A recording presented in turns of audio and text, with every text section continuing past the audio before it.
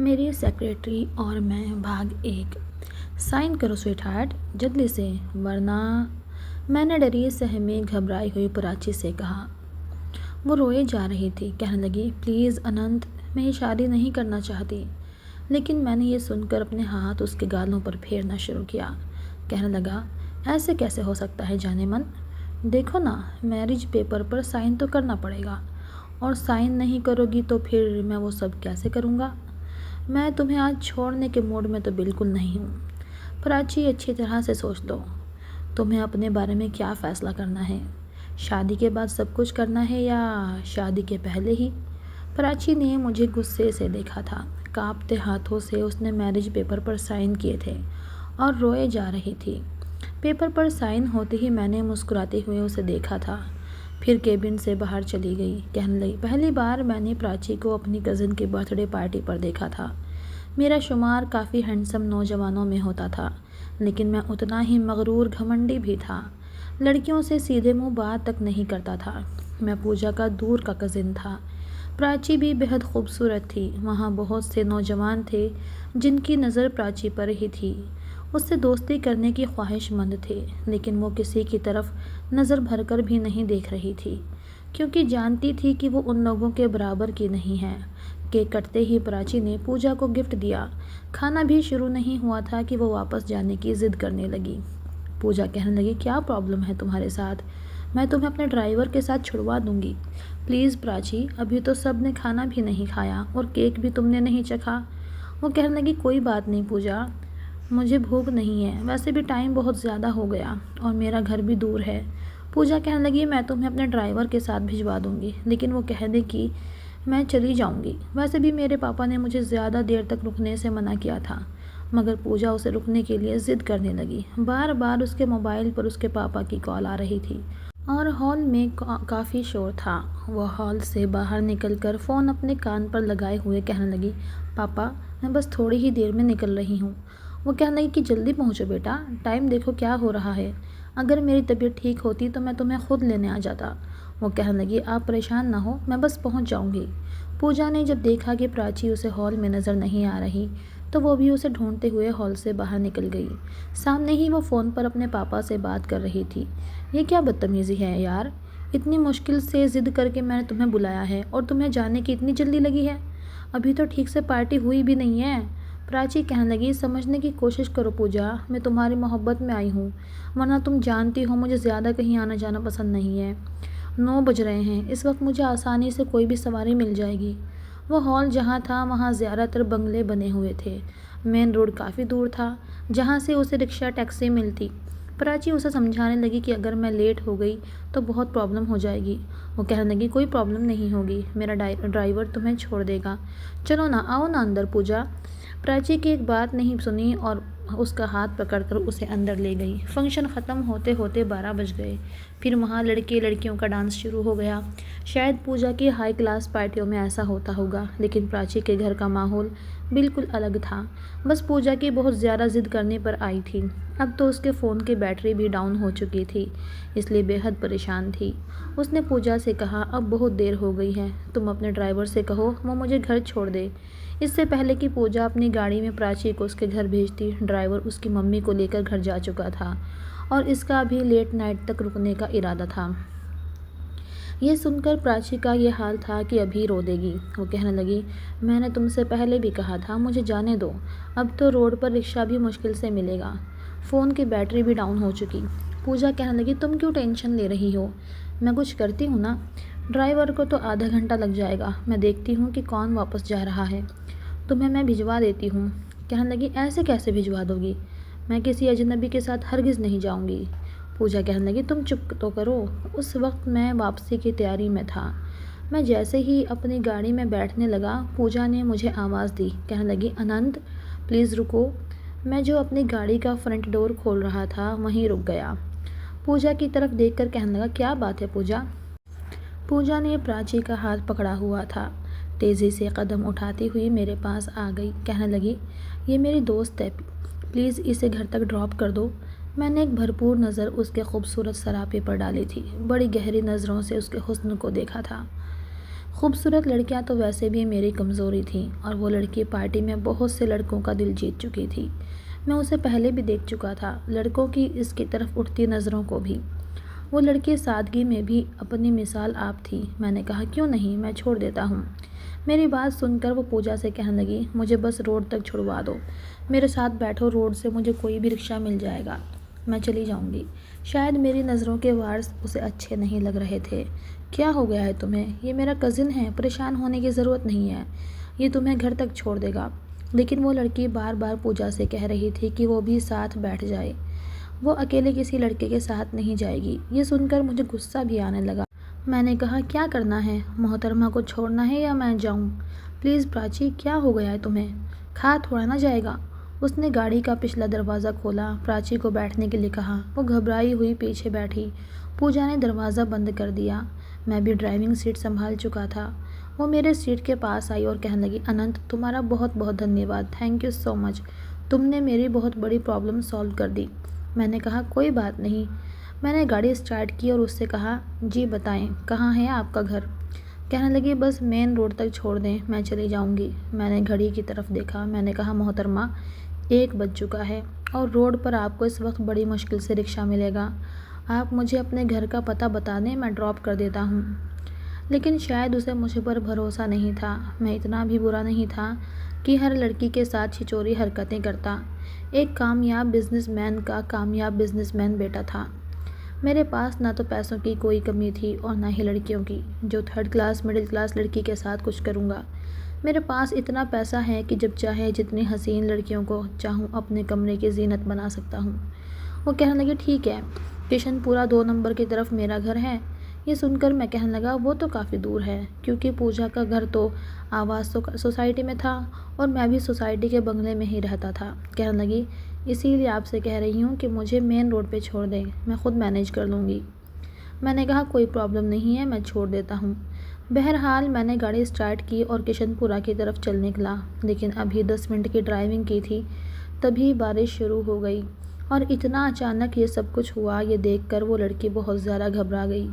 सड़कों पर वैसे भी रश ना होने के बराबर था, इसलिए मैंने गाड़ी की रफ़्तार तेज़ कर दी, क्योंकि मुझे वापस घर भी जाना था। लेकिन जैसे ही मेन रोड से बाहर निकला, सड़कों की हालत काफ़ी ख़राब थी। मेरे यार दोस्त सब विकास सोसाइटी की साइड ही रहते थे, इसलिए किशनपुरा की तरफ तो मेरा जाना कभी कभार शायद ही हुआ हो। सड़कें पानी से भर चुकी थीं और पानी आहिस्ता आहिस्ता गाड़ियों के टायरों से भी ऊपर होने लगा था। इतनी तेज़ बारिश थी कि सामने की सड़क भी नज़र नहीं आ रही थी। एक जगह जाकर गाड़ी बिल्कुल रुक गई। मैं बार बार गाड़ी स्टार्ट करता रहा, लेकिन शायद इंजन में पानी जा चुका था। गाड़ी स्टार्ट नहीं हो रही थी। बारिश ऐसे हो रही थी जैसे कि पता नहीं आज सब कुछ डुबा देगी। मैं बहुत परेशान था। ऊपर से वो लड़की मेरी जान खा रही थी। बार बार कहे जा रही थी कि गाड़ी क्यों नहीं चला रहे हैं। मैंने कहा, आपको नज़र नहीं आ रहा कि बारिश कितनी तेज़ हो रही है? और ऊपर से आप किशनपुरा के 3rd क्लास एरिया में रहती हैं। मेरी गाड़ी के इंजन में पानी जा चुका है। मैं सख्त लहजे में बोला। मैं खुद तंग आ चुका था। कहने लगी, मैं सब जानती हूँ, आप सब लड़कों की यही प्रॉब्लम होती है, सुनसान सड़क पर गाड़ी खड़ी करके बहाने बनाते हैं। मैंने आपसे कहा था मुझे मेन रोड तक छोड़ दो, मैं खुद से चली जाऊँगी। उसकी बात ने तो जैसे मेरे तन बदन में आग लगा दी थी। समझ क्या रही थी वो खुद को, और क्या उसे नज़र नहीं आ रहा था कितनी तेज़ बारिश हो रही है? मैंने कहा, ठीक है मोहतरमा, उतरें, मेरी गाड़ी से रिक्शा पकड़ें और अपने घर चली जाएं। मेरा ये कहना था कि उसने पिछली सीट का दरवाज़ा खोला और पूरी ताकत से बंद किया, जैसे उसके बाप की गाड़ी थी। मैंने कहा, ए लड़की, तमीज़ से दरवाज़ा बंद करो, तुम्हारे बाप के पैसों की गाड़ी नहीं है। मेरा ये कहना था कि उसने फ्रंट सीट के शीशे से अंदर झांक कर मुझे देखा। कहने लगी, मेरे बाप के पैसों की नहीं है, इसीलिए तो इतनी ज़ोर से मारा है। वो भी बड़े गुस्से में थी। ये कहकर मुझे हैरान करके उसने कुछ कदम आगे बढ़ाए। सामने से एक रिक्शा गुजर रहा था। उसने हाथ के इशारे से रिक्शा रोका और रिक्शे में बैठ गई। वो तो जा चुकी थी, लेकिन मैं मुसीबत में फंस गया था। मैंने मोबाइल से वर्कशॉप पे कॉल की, वहाँ से मैकेनिक को बुलवाया, गाड़ी ठीक करवाई, धक्का लगवाया। बड़े मुश्किल से मैं 3 बजे घर पहुँचा था और गुस्से से मेरा बुरा हाल था। एक तो 2 टके की लड़की, ऊपर से इतना घमंड। मेरा तो दिमाग ख़राब होकर रह गया था। बहरहाल 1 हफ्ते तक मैं उस लड़की को भूल भाल चुका था। मेरे डैड ने इंटरव्यू के लिए कुछ लड़कियां बुलाई थीं ताकि सेक्रेटरी के तौर पर उन्हें रखा जा सके। मुझसे कहने लगे, मैंने काफ़ी लड़कियों का इंटरव्यू ले लिया है, उनमें से 4 लड़कियों को सिलेक्ट किया है, फ़ाइनल तुम कर लो। मैंने कहा ओके डैड, आप भेज दीजिए। ये कहकर मैंने फ़ोन बंद कर दिया। सबसे पहले आने वाली लड़की को देखकर मेरे होश उड़ गए। वो वही थी, प्राची। मुझे देखकर वो भी हैरान रह गई। माथे पर बल डालकर मैंने कहा, जी अंदर आइए। वो काफ़ी झिझकते हुए अंदर आई और सामने बैठ गई। अपने डॉक्यूमेंट्स और सीवी फाइल मेरे सामने रख दी। जब मैंने उसके डॉक्यूमेंट्स देखे तो हैरानी की बात है कि वो काफ़ी अच्छी स्टूडेंट थी और फिर नौकरी का थोड़ा सा तजुर्बा भी था। पहले भी कहीं जॉब कर चुकी थी, ज़हीन भी थी, क्योंकि मेरे डैड इंटरव्यू ले चुके थे और ये इस बात का सबूत था कि उन्होंने चुना है। यकीनन कुछ सोच समझकर ही चुना होगा। मैंने कहा, ज़बान चलाने के अलावा और क्या क्या जानती हैं आप?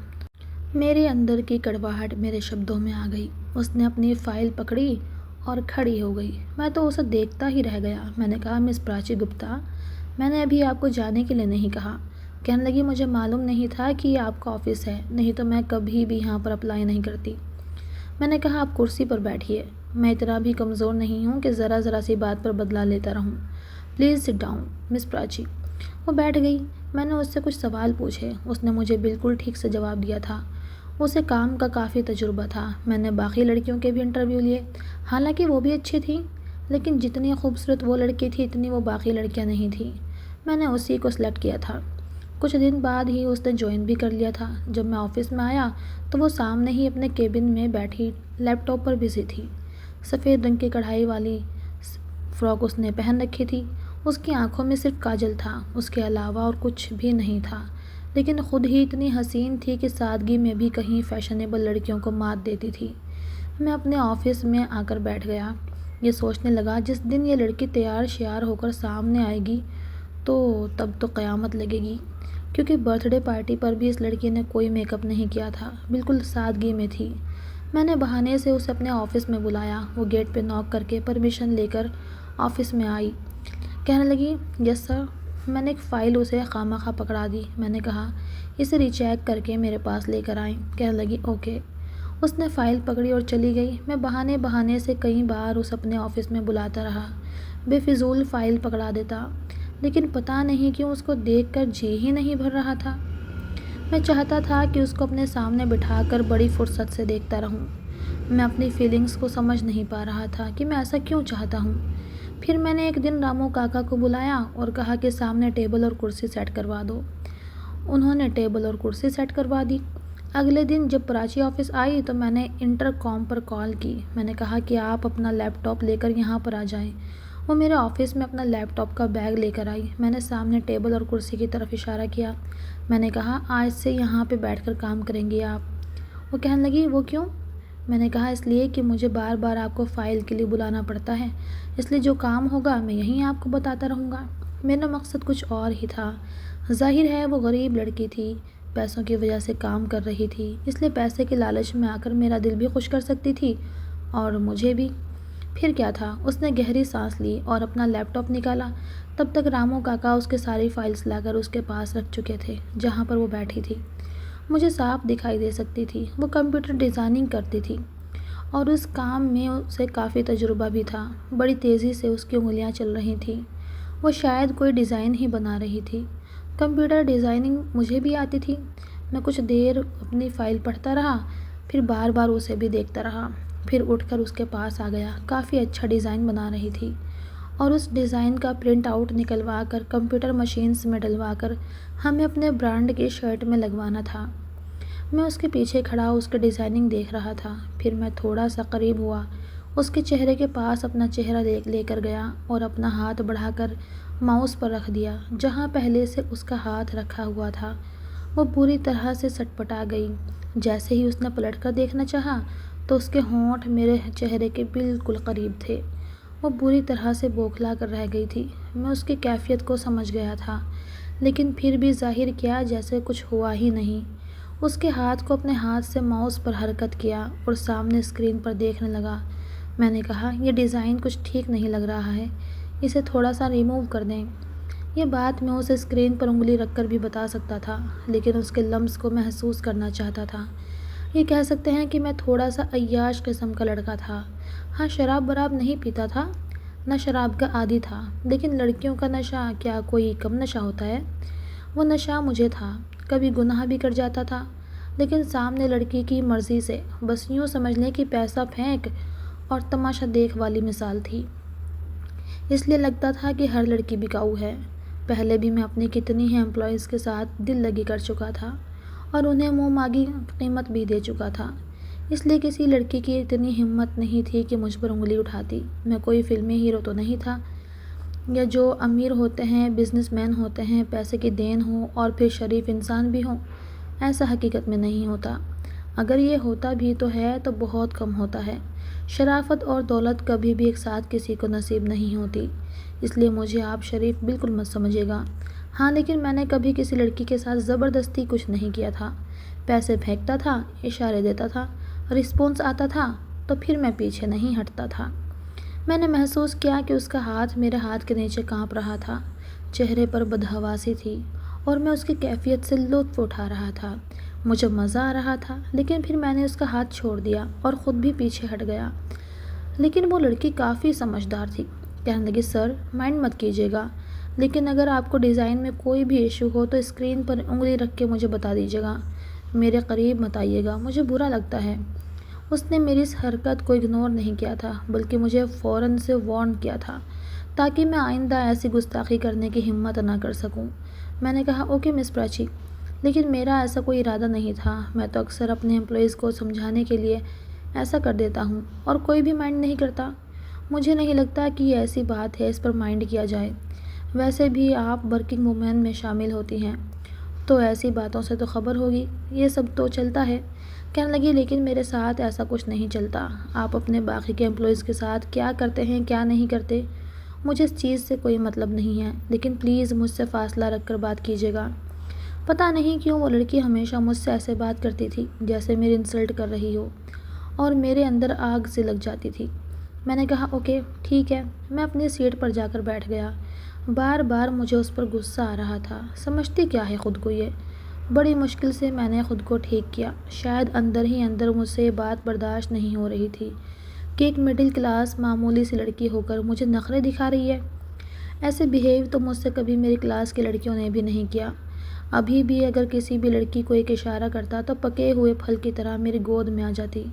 लेकिन ये लड़की कुछ और ही थी, और जितना ये लड़की मुझे खुद से दूर रहने का बोल रही थी, उतना ही मेरा दिल इसके करीब होने को करता था। मुझे समझ नहीं आता था ऐसा क्या है इसके पास जिसे ये छुपाना चाहती है। एक बार मैंने उसे कहा कि हमें मीटिंग में जाना है, इसलिए कल आप कुछ अच्छा सा ड्रेस पहन कर आइएगा, क्योंकि एक बहुत बड़े होटल में मीटिंग है। वहाँ क्लाइंट के साथ फाइनल डीलिंग भी करनी है। कहने लगी, जी मैं कोशिश करूँगी। ये कहकर वो सोच में पड़ गई। मैंने कहा, मिस प्राची, अगर पैसों का इशू है तो मैं चेक काट कर दे देता हूँ। कहने लगी, नहीं नहीं, ऐसी कोई बात नहीं है, मैं मैनेज कर लूँगी। मैंने कहा, आपको अंदाज़ा तो है ना बड़े बड़े होटल्स में डीलिंग कैसे होती है। तमाम मेंबर्स का ख्याल रखना पड़ता है। देखें, इंसान का लिबास ऐसे डीलिंग्स में बहुत अहमियत रखता है। उसकी बातें, उसका लहजा कितना अच्छा है ये तो बाद में देखा जाता है, लेकिन पहली नज़र उसकी पर्सनैलिटी पर पड़ती है। आई थिंक आप समझ सकती हैं जो मैं कहना चाहता हूँ। मेरी बात सुनकर वो खामोश हो गई। फिर कहने लगी, सर मेरा जाना बहुत ज़रूरी है क्या? मैंने कहा, जी हाँ, बिल्कुल आपका जाना ज़रूरी है, क्योंकि डिज़ाइन आप कर रही हैं तो आप ही उनके साथ बात करेंगी, मैं तो नहीं करूँगा। ये सुनकर वो बिल्कुल सोच में पड़ गई थी। मैंने कहा, मिस प्राची, कोई भी मसला है तो प्लीज़ डिस्कस करें। मुझे पैसों का इशू हो तो बताएं। कहने लगी, मुझे मेरी सैलरी से सिर्फ 10,000 रुपये चाहिए। मैंने कहा, बस इसमें मैनेज हो जाएगा? मैंने हैरत से पूछा था। कहने लगी, जी हो जाएगा। मैंने कहा, ओके। मैंने अपने वॉलेट से उसे 10,000 निकाल कर दिए। कहने लगी, आप मेरी सैलरी से काट लीजिएगा। मैंने कहा, अरे रहने दें, 10,000 की तो कोई बात नहीं। कोई बात नहीं, आप रख लें, लेकिन प्लीज़ कल बहुत अच्छे तरीके से तैयार होकर आइएगा। कहानी का पहला भाग यहीं तक था, दूसरा भाग कल अपलोड किया जाएगा।